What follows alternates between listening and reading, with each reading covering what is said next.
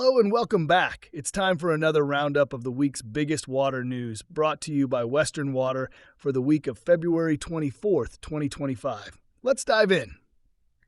Let's start with a huge ongoing issue, the Tijuana River Sewage Crisis. If you live in Southern California, you already know how bad this is. But if you don't, here's the situation. For decades, raw sewage from Tijuana has been spilling into U.S. waters, leading to beach closures, serious health concerns, and a lot of frustrated communities.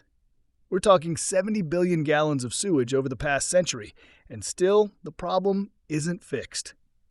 The U.S. set aside $300 million in 2019 to expand the South Bay International Wastewater Treatment Plant, but delays and neglect doubled the cost to $600 million. Congress recently approved an extra $250 million, but industrial pollutants are still a major issue. Meanwhile, in Mexico, a treatment plant that was supposed to be fixed last year is still having problems. Officials now claim it'll be done by March, but many are skeptical. And as if that wasn't enough, the air pollution from the sewage crisis is so bad that San Diego County has distributed 10,000 air purifiers to residents. It helps, but let's be honest, that's just a temporary fix. Now let's move to Utah, where officials have released 23 billion gallons of water from Utah Lake into the Great Salt Lake. Why? It's a mix of flood prevention and an attempt to stabilize the shrinking lake.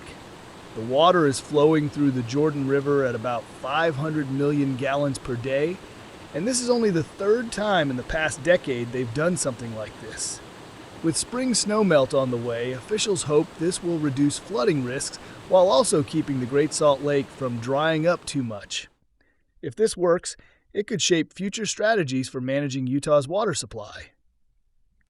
Over in Arizona, groundwater is a hot topic right now. The Arizona Department of Water Resources is rolling out new policies aimed at making sure groundwater use stays sustainable, especially as cities keep expanding. One big idea? The Ag to Urban program. This plan would allow some agricultural water rights to be transferred to urban development, which could reduce overall groundwater consumption. Some people see it as a necessary step. Others worry that it could slow down new housing developments or not be enough to actually protect Arizona's aquifers. The state has launched an interactive tool so people can see how different policies might impact groundwater. But one thing's clear. Arizona has some tough choices ahead. Now let's talk about the Colorado River negotiations, or more accurately, the lack of progress. With a 2026 deadline looming for a new water management plan, upper and lower basin states still haven't reached an agreement on how to share the river. Upper basin water managers are pushing for monthly drought meetings with the Bureau of Reclamation, hoping to avoid the kind of emergency water releases that drain Navajo, Flaming Gorge, and Blue Mesa reservoirs unexpectedly in 2021. Meanwhile, Arizona is preparing for legal battles, setting aside $3 million for potential lawsuits over water rights. And to make things even more uncertain, a federal meeting about Glen Canyon Dam was suddenly canceled, which isn't exactly reassuring.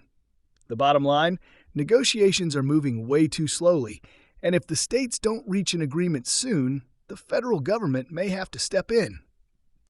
To wrap up, let's check in with the latest U.S. Drought Monitor report, and unfortunately, things aren't looking much better. Weather patterns across the country have been all over the place. Some areas saw record cold, while others were unseasonably warm. The Pacific Northwest got plenty of rain, but the Southwest barely got a drop, which means drought conditions are getting worse in places like Arizona, Nevada, and California. And here's where it all ties together. The Colorado River Basin is still in trouble. Snowpack levels in western Colorado and southern Wyoming are 75 to 85% of normal, which means less water will be flowing into the river this spring. Reservoir levels are still dangerously low. Lake Powell is at 32% capacity, and Lake Mead is at just 29%. Water managers are hoping for a wet spring, but the 6 to 10 day forecast isn't helping. We're looking at above normal temperatures and below normal precipitation across much of the West. Bottom line, water managers have some tough decisions ahead, And it's going to take a lot of work, from conservation efforts to new policies, to keep the Southwest water supply stable. And that's it for this week's Western Water Roundup.